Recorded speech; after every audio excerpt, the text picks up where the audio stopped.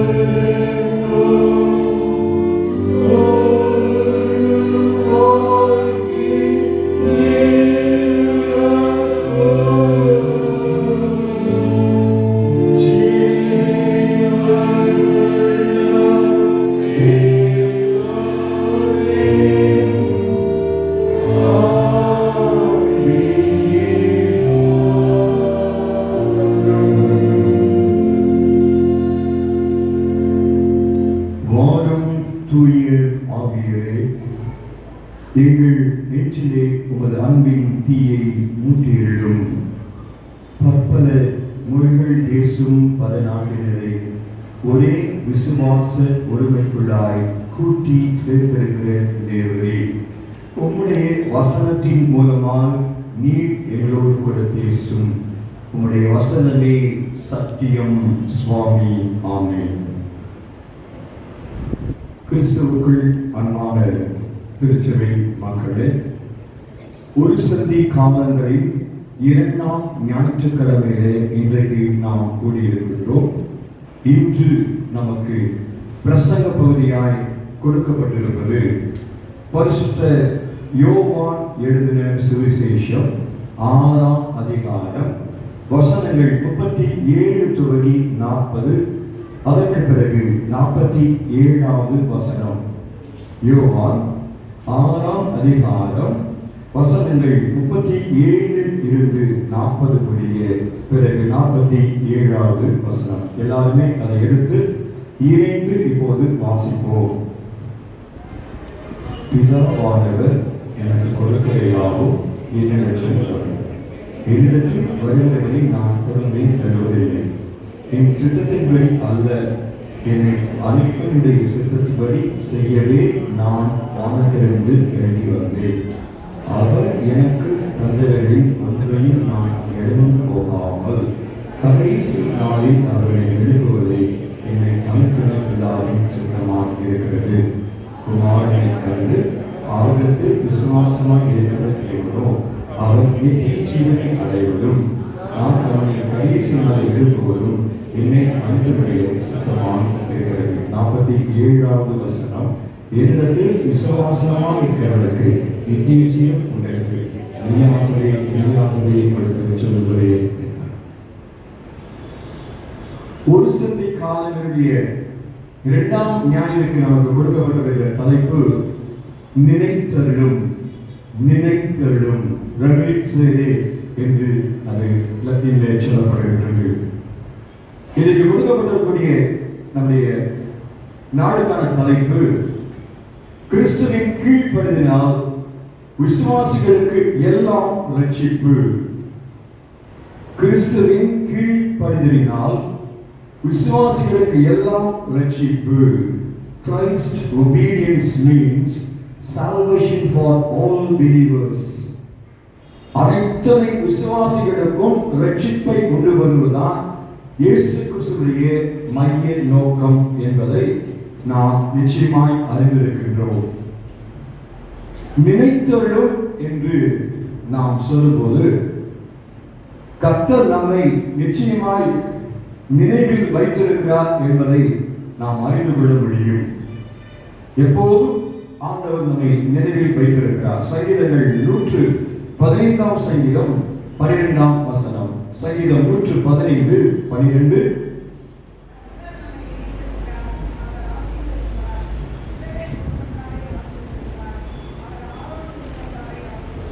கர்த்தர் நம்மை நினைத்திருக்கிறார், அவர் நம்மை ஆசீர்வதிப்பார்.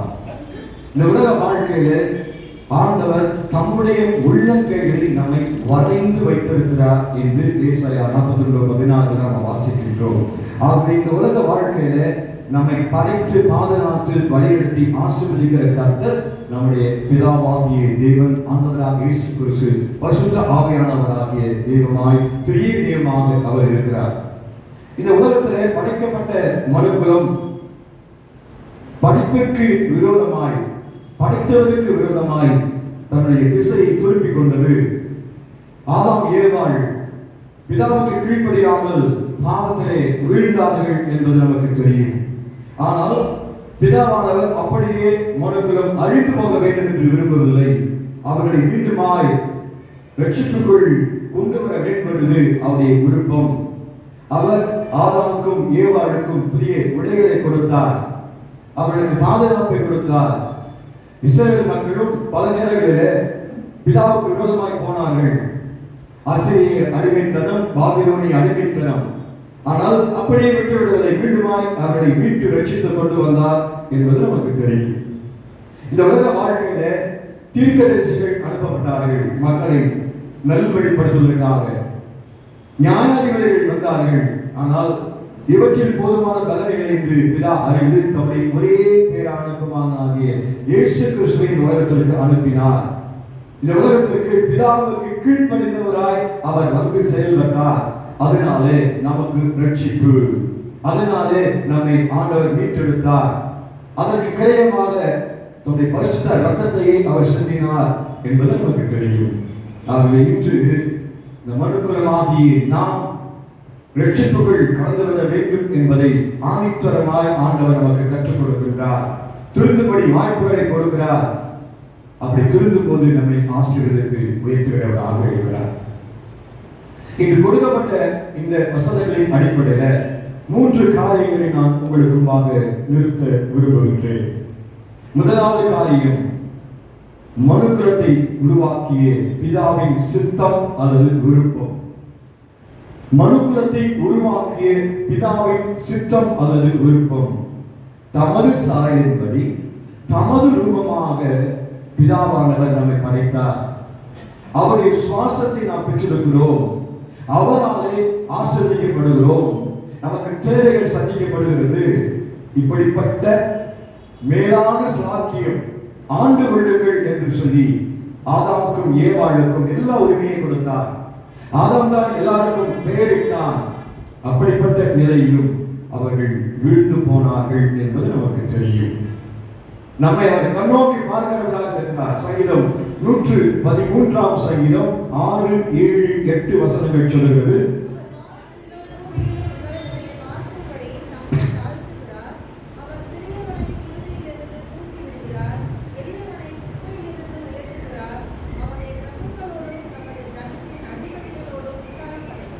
எல்லாருக்கும் நிறைவான ஆசீர்வாதத்தை, சமாதானத்தை, எல்லாருக்கும் ஒரே ஸ்தானத்தை ஆண்டவர் கொடுக்க விரும்புகிறவராக இருக்கின்றார்.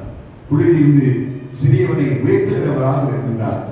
அதே போல அவருடைய சித்தம் என்னன்னா, இன்னைக்கு வாசிக்கின்ற நிறுவ பகுதியில அவருடைய சித்தம் நாம் எல்லாரும் பரிசுத்தமா இருக்கிறோம். அதை விட இன்னும் ஒரு மேலான சித்தம் உண்டு. வாசிப்போம். 1 தீமோத்தேயு 2:4.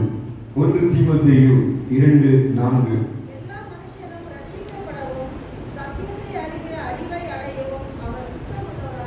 எல்லா மனிதரும் ரட்சிக்கப்படவும் சத்தியத்தை பற்றி அறிகிற அறிவை அடையவும் அவர் சித்தம் உள்ளவராக இருக்கிறார். அதுதான் இன்றைக்கு கொடுக்கப்பட்டிருக்கின்ற தலைப்புல நாம் பார்க்கிற காரியம். கிறிஸ்துவின் கீழ்ப்படிதல் எல்லா விசுவாசிகளுக்கும் ரட்சிப்பு. அவரோடு கூட நாம் ஐக்கியப்படுகிற போது, அவருடைய வார்த்தைக்கு கீழ்ப்படுகிற போது அந்த ரட்சிப்பை நாம் சுதந்திரிக்க முடியும் என்று வேத வசனங்கள் நமக்கு கற்றுக் கொடுக்கிறதை நாம் அறிவோம். இந்த உலக வாழ்க்கையில தம்முடைய மக்கள், இஸ்ரவேல் மக்கள் மாத்திரம் அல்ல, புதைந்த மக்களும் அழிந்து விடக்கூடாது என்பதிலே ஆண்டவர் தயவாய் இரக்கம் செய்தார் என்பது நமக்கு தெரியும். நினிவே மக்கள் ஆண்டவருடைய பிள்ளைகள் அல்ல, ஆண்டவரை பற்றி அறியாதவர்கள். அப்படிப்பட்ட அந்த நினிவே மக்கள் பாவம் செய்தார்கள். அந்த பாவம் பிதாவை எட்டியது. அப்போது அவர் யோனா தீர்க்கதரிசியை அனுப்புகிறார். முதல் முறையாய் அவன் வேறு திசைக்கு போகிறான். இருந்தாலும் விடவில்லை. மீண்டும் அவனை நினைவுக்கு கடந்து போக சொல்லி அந்த பிரசங்கம் அவன் செய்தபோது எல்லாரும் அங்கு மனம் மாறினார்கள். ராஜா முதல் கடலிலே கூடிய வரைக்கும் அவர்கள் கட்டுடுத்தி சாம்பல் அமர்ந்து உபவாசம் செய்ததினால நினைவே நகரம் மீட்கப்பட்டது என்பதை நாம் அறிந்திருக்கின்றோம். அதே போல சோதம் கோபுரா அந்த பக்கத்தில் இருக்க அநேக வாய்ப்புகளை பிதாவானவர் கொடுத்தார் மனம் திரும்பும்படியாய்.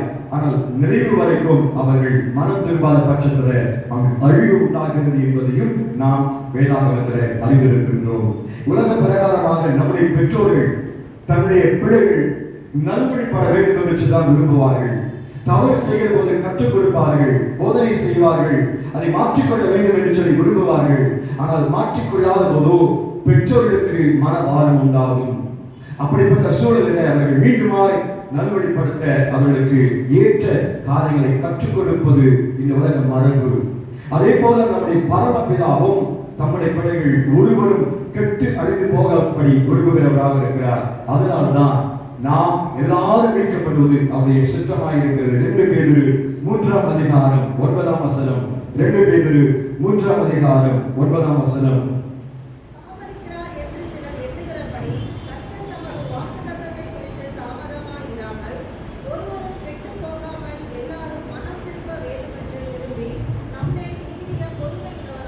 நீடிய பொறுமை உள்ளவராக இருக்கிறார். ஆண்டோடைய வருகை உண்டு, ஆண்டோடைய சமீபம், இதை சொல்லிக்கொண்டே இருக்கிறார்கள் என்று ஒரு சிலர் கருதுகிறார்கள். ஆனால் ஆண்டை வருகை காலம் தாமதம் ஆவதற்கு காரணம் இதுவும் ஒன்று. ஒருவரும் கெட்டடைந்து போவது அவருடைய சித்தம் அல்ல, அதை விருப்பம் அல்ல. எல்லாரும் ரட்சிக்கப்பட வேண்டும் என்று சொல்லினால் அவர் நீடிய பொறுமை உள்ளவராக இருக்கிறார் என்பதை வசனத்தில் நாம் உறுதிபட காண்கின்றோம். இன்றைக்கு நம்முடைய வாழ்க்கையில நாம் அவர்கள் வயதிற்கு ஏற்றவாறு நம்முடைய வாழ்க்கையில கர்த்தருக்கு விரோதமாய் நாம் செயல்பட்ட நிலைகள், கர்த்தருக்கு விரோதமாய் நாம் செய்த பல விதமான காரியங்களை எண்ணி பார்த்தவர்களாய் அதை விட்டுவிட வேண்டும் என்று ஆண்டவருடைய சமூகத்தில் அர்ப்பணிக்கின்ற ஒரு நேரமாக இந்த நேரம் இருக்கிறது. ஆகவே இந்த உலகத்திலே மனுக்குலத்தை உருவாக்கிய பிதாவின் சித்தம் எல்லாரும் ரட்சிக்கப்பட வேண்டும், எல்லாரும் தாம் பரிசுத்தமாய் இருப்பதில் பரிசுத்தமாய் இருக்க வேண்டும், எல்லாரும் ஆண்டவரை மகிமைப்படுத்துகிற மக்களாய் வாழ்வதற்கு தங்களை அர்ப்பணிக்க வேண்டும் என்று சொல்லி அவர் ஆவலாய் இருக்கிறார். அந்த விருப்பத்தை நிறைவேற்றுவது நாம் நம்முடைய கடமை என்று உணர அழைக்கப்படுகின்றோம். இரண்டாவதாக மனித குமாரனான இயேசு கிறிஸ்துவின் கீழ்ப்படிதலும் அர்ப்பணிப்பும். மனுக்குலத்தை உருவாக்கிய பிதாவின் சித்தம் என்ன என்பதை நமக்கு தெளிவுபடுத்தினார். மனுஷகுமாரனாக இயேசு கிறிஸ்துவின் கீழ்ப்படிதலும் அவருடைய அர்ப்பணிப்பும். ஆண்டவர் இயேசு கிறிஸ்து தன்னை பிதாவுக்கு கீழ்ப்படிந்தவராய், அவருடைய வார்த்தைக்கு ஒரு முறை கூட மாறுதரம் சொல்லாதவராய், மாறி செயல்படாதவராய் தன்னை அர்ப்பணித்தார். அதுதான் மிக மிக ஆசீர்வாதமான காரியம். அவர் தேவனோடு கூட இருப்பதை கொள்ளையாடினவர்களாக எண்ணாமல் தம்மைத்தான் வெறுத்து அடிமை ரூபம் எடுத்து மனித சாயலானார். அவர் எதற்காக நம்மை மீட்க வருவதற்காய், நம்மை போல் பாடுகளை அவர் சந்திப்பதற்காய் இந்த உலகத்திற்கு வந்தார் என்று நமக்கு தெரியும். சங்கீதக்காரன் 40ஆம் சங்கீதம் 8ஆம் வசனத்தில் இப்படி ஒரு குறிப்பை வைக்கிறார்.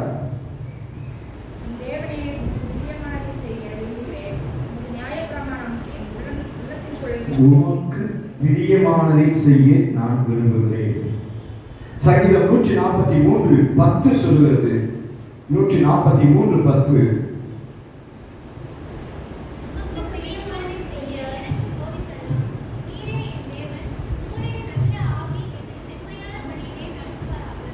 உம்முடைய விருப்பத்தின்படி செய்ய எனக்கு கற்றுக்கொடும்.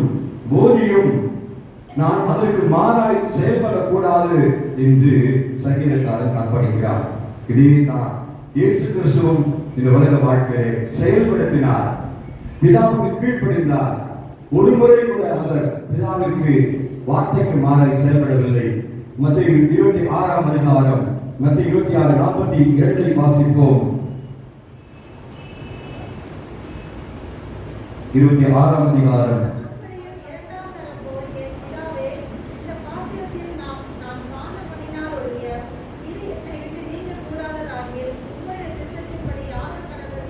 உம்முடைய சித்தத்தின்படி ஆக கடவது.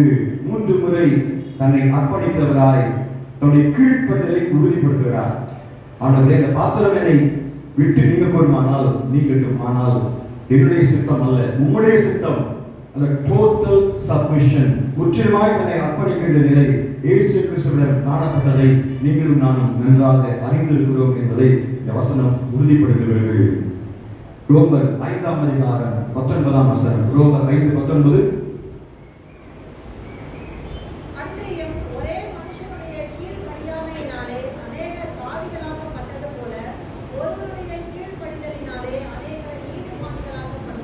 அவருடைய கீழ்ப்படிதலினால் நீங்களும் நானும் நீதிமான்கள் ஆக்கப்படுகிறோம். சாட்சியாய் இந்த உலகத்தில் நாம் நிற்பதற்கு அவருடைய கீழ்ப்படிதல் ஆதாரமாய் இருக்கிறது என்பதை நிச்சயமாய் நாம் அறிந்து கொள்ள அழைக்கப்படுகிறோம். மனிதகுமாரனான இயேசு சொல்லிய கீழ்ப்படிதல், கர்த்தாவே உமக்கு நான் கீழ்ப்படிதலாக நடக்கும் சிந்தையை தாரும் என்று சொல்லி ஞான பாடல் 199 நாம் பாடினோம். ஆகவே நம்மை நம்முடைய பிதாவுக்கு எல்லா நிலைகளிலும் கீழ்ப்படிய ஒவ்வொரு நாளும் இதை குறித்து நாம் சிந்தித்து பார்க்க ஒவ்வொருவரும் விரும்புவோமா? அதை ஆண்டவர் எதிர்பார்க்கிறவராக இருக்கிறார். இயேசுவை கீழ்ப்படிதல். இரண்டாவது, இயேசு சொல்லி அர்ப்பணிப்பு. தன்னுடைய ஊழியத்தில் அவருடைய அர்ப்பணிப்பை நாம் எண்ணி பார்க்க வேண்டும். கிராமம் கிராமமாய் அவர் சுற்றி திரிந்தார், மக்களை சந்தித்தார், அவர்களுக்கு சுகம் கொடுத்தார், ஆலோசனை கொடுத்தார், அவர்கள் ஒவ்வொருவருக்கும் ஆறுதலை கொடுத்தார், இறந்து போன மக்களை மீண்டுமாய் உயிர்ப்பெடுத்து அவர் கொடுத்தார். ஆண்டவருடைய அந்த அர்ப்பணிப்பு, கிராமம் கிராமமாய் சுற்றி தெரிந்தார். உலக வாழ்க்கையில மனிதகுமாரனுக்கு தலை சாய்க்க இடமில்லை என்று சொல்லி அறிக்கை பண்ணினார். பாடுகளுக்கு அவர் உட்பட்டார், அவமானப்படுத்தப்பட்டார், குத்தப்பட்டார், அவர் துப்பப்பட்டார். எல்லாவற்றிலும் ஆண்டவருக்கு சாட்சியாய் அவர் இருந்தார். காரணம், நம்மை மீட்கும்படியாய் தன்னை அர்ப்பணித்திருந்தார். லூக்கா 19:10 சொல்கிறது. லூக்கா 19:10.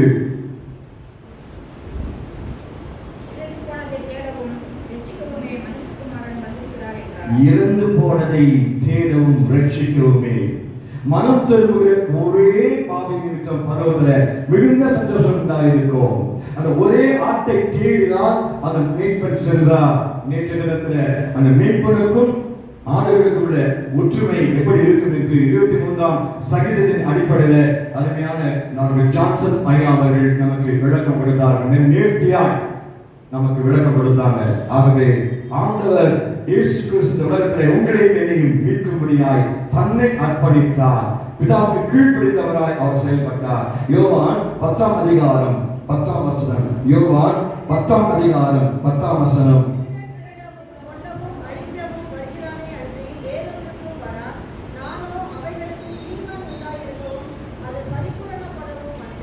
நானோ அவைகளுக்கு ஜீவன் உண்டாகவும் அது பரிபூர்ணப்படவும் வந்தேன். இதுதான் ஆண்டவர் இயேசுவின் அர்ப்பணிப்பு. இன்றைக்கு நாம் நம்மை அர்ப்பணிக்கிறோமா? நமக்கு கொடுக்கப்பட்டிருக்கின்ற பணியிடத்துல நம்முடைய அர்ப்பணிப்பு எப்படிப்பட்டது? நமக்கு கொடுக்கப்பட்டிருக்கிற குடும்பத்தின் பொறுப்பில் நம்முடைய அர்ப்பணிப்பு எப்படி உள்ளது? நம்முடைய சமுதாயத்தில் செய்ய வேண்டிய கடமைகளிலே நம்முடைய அர்ப்பணிப்பு எப்படி இருக்கின்றது? ஆபிரகாம் தன்னை பிதாவுக்கு அர்ப்பணித்தார். எல்லா நிலைகளிலும் அவர் ஒப்புக் கொடுத்தார். நோவா பிதா சொந்த மாத்திரத்தில் அதற்கு அர்ப்பணித்தார், கீழ்ப்படிந்து பணிகளை செய்தார். எத்தனையோ பேர் அவர்கள் உதாசனப்படுத்தினார்கள். ஆனாலும் அந்த அர்ப்பணத்தை அவர் விட்டுவிடவில்லை. இன்றைக்கு நீங்களும் நானும் இந்த தமிழ் சுவிசேஷ திருச்சபையில இன்றைக்கு இந்த வசனத்தை வாசித்து தியானிப்பதற்கு காரணம் சேகர்பால் ஐயருடைய அர்ப்பணிப்பு, ஐயாவுடைய அர்ப்பணிப்பு, எத்தனையோ 300க்கு மேற்பட்ட விஷயங்களின் அர்ப்பணிப்பு, அவர்கள் தியாகம், அவருடைய ரத்தம் சிந்தின காரியங்கள். இது ரத்தம் சிந்தி தேடின திருச்சபை. நம்முடைய அர்ப்பணிப்பு எப்படி இன்னைக்கு இருக்கிறது? அலட்சியப்படுத்துகிறோமா? உதாசனப்படுத்துகிறோமா? யோசித்து பார்ப்போம். இது கர்த்தருடைய வார்த்தையை நாம் கேட்கிற இடம், இது மனுஷனுடைய வார்த்தை பேசுகிற இடம் அல்ல, கர்த்தருடைய வார்த்தை தொழிக்கின்ற ஒரு இடம். இதற்கு கொடுக்கக்கூடிய மதிப்பு, கொடுக்கக்கூடிய கணம், அதில் எந்த விதத்திலும் தவற விடாமல் நாம் பார்த்துக்கொள்ள அழைக்கப்படுகிறோம். அதற்குத்தான் நாம் அழைக்கப்பட்டிருக்கிறோம். அதற்கு ஏற்ற அர்ப்பணிப்பு நமக்கு தேவை என்பதை இன்று ஆண்டவர் நமக்கு கற்றுக் கொடுக்கிறவராக இருக்கிறார். அர்ப்பணிப்போமா? மனுக்குலத்தை உருவாக்கிய பிதாவின் சித்தம் ஒருவரும் கெட்டு அழிந்து போகக்கூடாது என்பது, எல்லாரும் ரட்சிக்கப்பட வேண்டும் என்பது, மனுஷகுமாரனாக இயேசு கிறிஸ்துவின் கீழ்ப்படிதல் அர்ப்பணிப்பு மேலானது. மூன்றாவதாக மனுக்குலம் இதனால் அடைகின்ற ஆசீர்வாதம் என்ன? இதனால் நமக்கு கூடிய நன்மை என்ன? அதை தான் ஆண்டவர் நமக்கு இன்னும் இன்னும் உறுதியாக கற்றுக் கொடுக்கிறவராக இருக்கிறார். இயேசு கிறிஸ்துவின் கீழ்ப்படிதலினால் நமக்கு ரட்சிப்பு கிடைத்தது. இயேசுவுடைய அர்ப்பணத்தினால் நாம் கிறிஸ்துவுக்குள் ஊன்ற கட்டப்படுகிறோம். அந்த விசுவாசத்திலே உறுதிப்படுகின்றோம். நமக்கு கிடைப்பது நித்திய ஜீவ ஆசீர்வாதம். வாசிப்போம். லூக்கா 18ஆம் அதிகாரம் 28 30 வசனங்கள். லூக்கா 18 28 30 வசனங்கள்.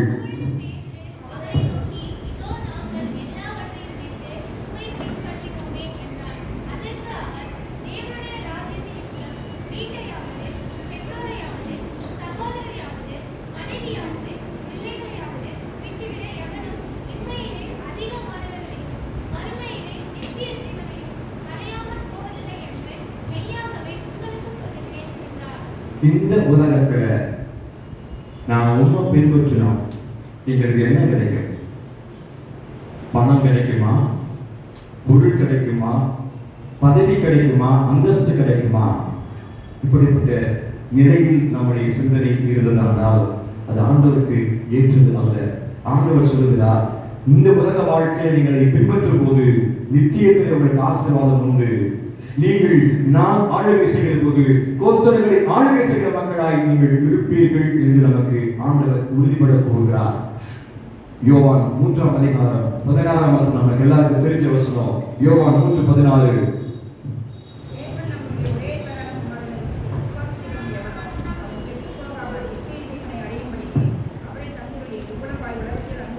எதற்கு தந்தறினால்? நித்திய ஜீவனை நாம் சுதந்திரிக்க. அதற்குத்தான் இயேசு கிறிஸ்து உலகத்தில் வந்தார்.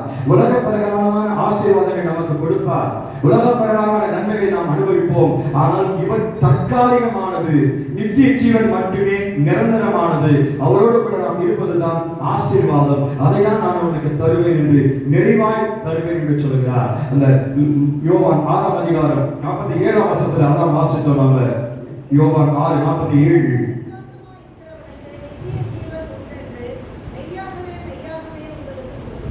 மெய்யாகவே மெய்யாகவே நான் உங்களுக்கு சொல்கிறேன், விசுவாசம் யார் பேரிலே நாம் வைக்கின்றோம், அந்த விசுவாசம் உறுதியாய் இருக்கிறதா?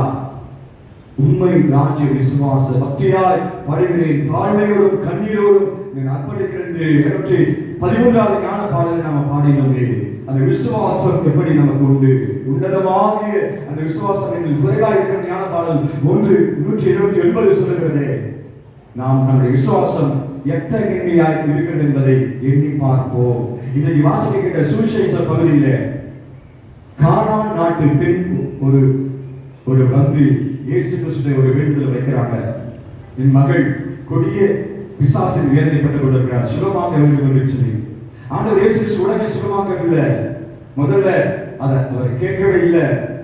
இரண்டாவது அந்த பெண்ணை பார்த்து, நான் இஸ்ரவேல் வீட்டார்கள் மாத்திரம் தான் அனுப்பப்பட்டேன்னு சொல்றாரு. மறுபடியும் அந்த அம்மா விடல.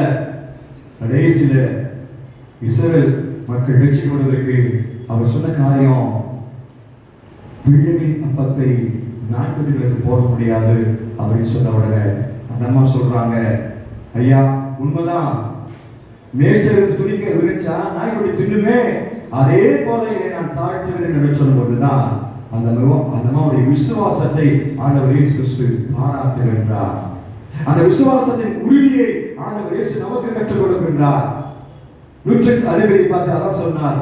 அந்த மனிதன் சொன்னான், ஐயா எங்க வீட்டுக்கு நீங்க வர நான் பார்த்தேன் அல்ல, ஒரே வார்த்தை மட்டும் சொல்லுங்க, இஸ்ரவேல் மக்களை பார்த்து இஸ்ரவேலுக்குள்ளும் இப்படிப்பட்ட விசுவாசத்தை நான் காணவில்லையே என்று சொன்னபோது அந்த வேலைக்காரன் தூரத்திலே அந்த நேரமே குணமானான் என்று நாம் வேதாகமத்திலே வாசிக்கின்றோமே. கிறிஸ்துவுக்குள் அன்பானவர்களே, நம்மை இன்று ரட்சிக்க வந்த ஆண்டவர் இயேசு கிறிஸ்துவின் விசுவாசம் எப்படி இருக்கிறது? நம்முடைய விசுவாசம் இந்த உலக பிரகாரமான நன்மைகளுக்கு மட்டும் விசுவாசம் வைக்கிறோமா? தேவர்களுக்கு மட்டும் விசுவாசம் வைக்கிறோமா? நித்திய ஜீவனுக்கு நானும் என்னுடைய சபை மக்களும் என்னுடைய சமுதாயமும் கடந்து போக வேண்டும் என்பதற்காக விசுவாசம் வைக்கிறோமா? யோசித்து பார்க்க அழைக்கப்படுகின்றோம். ஆண்டவர் சொல்லுகிறார், கடைசி நாளில் நான் எல்லாரையும் எழுப்புவேன். ஆண்டுடைய வருகையில நாம் எல்லாரும் எழுப்பிக்கப்படுவோம். நாம் ஆண்டுடைய ராஜ்யத்தை பெற்று சோதரிக்க நாம் பாத்திரவான்களாக இருந்தால் சோதரிப்போம். 1 கொரிந்தியர் 15ஆம் அதிகாரம் 52வது வசனம். 1 கொரிந்தியர் 15ஆம் அதிகாரம் 52வது வசனம்.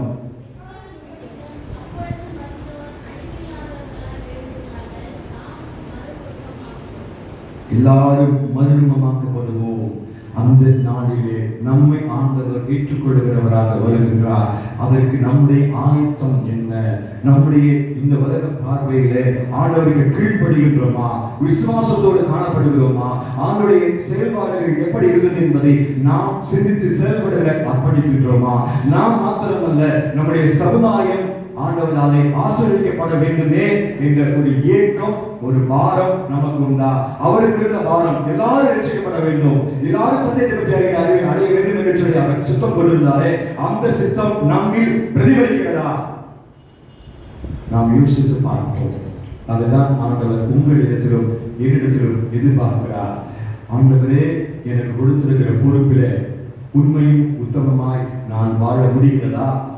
அந்த உண்மையாக உத்தமமாக இருப்பதற்கு தடையாக இருக்கிற காரியங்களை நான் தாண்ட முடிகிறதா? அல்லது நான் அதற்கு ஈடாய் போறேனா? யோசித்து பார்ப்போம். நாம் ஒவ்வொருவரையும் கனத்துக்குரிய ஒரு பாத்திரவான்களாய் ஆண்டவர் வைத்திருக்கிறார். நம்ம நம்பி ஒரு பொறுப்பை கொடுத்திருக்கிறார். இந்த உலகத்தை நாம் மீட்க வேண்டும். இந்த உலகம் பொல்லாதவன் கையில் இருக்கிறது. இந்த உலகத்தில் இருக்கிற ஆசை இச்சைகள், பொல்லாத செயல்பாடுகள் அநேக இடங்களிலே இன்றைக்கு வெளிப்படையாய் தென்படுகிறது. சின்ன குழந்தைகள் அவர்கள் இழிவுபடுத்தப்படுகிறார்கள். ஆசை இச்சைகள் எந்த நிலைக்கு உச்சத்துக்கு போய் கொண்டிருக்கிறது. நாம் பரிசுத்தமாய் நம்மை காத்துக்கொள்ள, கர்த்தருடைய சித்தத்தை நிறைவேற்ற அவருக்கு கீழ்ப்படிய அர்ப்பணிப்போமா? இன்னைக்கு திருப்பந்தியில பங்கு பெறுகிற ஒவ்வொருவரும் இந்த உறுதிமொழியை எடுத்தவர்களாய், ஆண்டவரே, கிறிஸ்துவுடைய கீழ்ப்படிதல் அர்ப்பணிப்பு எப்படி இருந்தது நம்முடைய மனக்கண்கள் பார்த்து கொண்டு வருவோம். இன்னைக்கு நம்ம அர்ப்பணிப்போம். ஆண்டவரே, பரிசுத்த பந்தியில நான் பங்கு வர போறேன். நீ திருச்சரித்து பிறகு எனக்கு கொடுத்தீங்க, உட்கார்ந்து பாருங்க, என்னை கழுவி சுத்திகரிக்க விரும்புகிறீங்க. நான் பரிசுத்தராக இருப்பது போல் நீங்கள் பரிசுத்தராக இருக்கிறேன்னு சொல்லி கற்றுக் கொடுத்திருக்கீங்க. அந்த சாக்கியத்தை பெற்றுக்கொள்ள எனக்கு தகுதி உண்டா என்பதை யோசித்து பாத்திரவான்களாய் நாம் பந்தியில் பங்கு பெற அழைக்கப்படுகிறோம். இனிமேலே ஆண்டவர் எனக்கு நம்ம சுட்டி காட்டுகிறாரோ, எந்த பாவங்கள் நமக்கு மன்னிக்கப்படுகிறதோ அதே பாவத்தை மீண்டும் செய்யாமல் இருப்பதற்கு உறுதியை எடுத்துக்கொண்டு நாம் பங்கு பெற வேண்டும். அதுதான் நாம் திருப்பதியிலே பங்கு பெறுவதற்கு உண்மையான அர்த்தமாக இருக்கும். கர்த்தர் நம்மை அப்படிப்பட்ட பாதையிலே வழிநடத்த விரும்புகிறார். மனுக்குலம் ஆண்டவராலே ஆசீர்வதிக்கப்பட வேண்டும். மனுக்குலத்தை உருவாக்கிய பிதாவின் சித்தம் அதுதான். மனுஷகுமாரனான இயேசு கிறிஸ்துவின் கீழ்ப்படிதலும் அர்ப்பணிப்பும் அதை நமக்கு எடுத்து காட்டுகிறது. மனுஷர் ஒவ்வொருவரும் மனுக்குலம் மீட்கப்பட வேண்டும், நித்திய ஜீவனை அடைய வேண்டும் என்பதுதான் அந்த ஆசீர்வாதம். அதை சோதரித்துக் கொள்வோம். கர்த்தர் நம்மை ஆசீர்வதித்து மற்றவர்களும் சோதரிப்பதற்கு நம்மை கருவியாய் பயன்படுத்துவாராக. ஆமென்.